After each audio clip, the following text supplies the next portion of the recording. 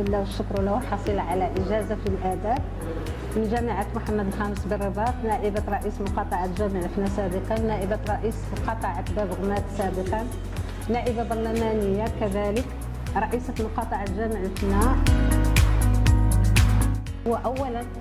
التلبية ديال الرغبات الساكنة اللي بغاتني نعاود نترشح في هذا العرس الديمقراطي،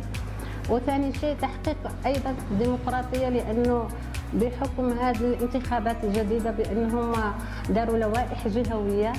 اللي صوت عليها البرلمان وصوت عليها مجلس الحكومة برئاسة صاحب الجلالة الله ينصره،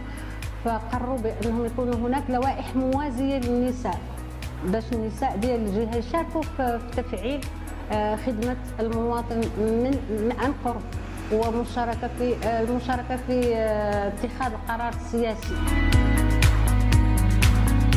دائما رسالة الاتحاد الاشتراكي هي خدمة المواطن عن قرب، والدليل على ذلك أن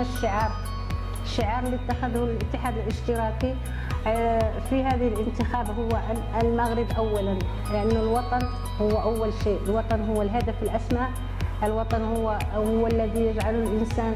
يشارك في جميع المبادرات الديمقراطية من أجل رفعة الوطن، خدمة المواطن، خدمة الوطن. فشعارنا يدل على الأهداف التي رسمناها قدام أعيننا من أجل هذا الوطن الغالي. فنتمنى من المواطنين المغاربة ونتمنى من المراكشيين والمراكشيات الطيبين والطيبات، لأنهم يعطوا تجربة هذا الحزب باش يترأس عمودية مراكش، يترأس مقاطعات مراكش، يعطوه فرصة.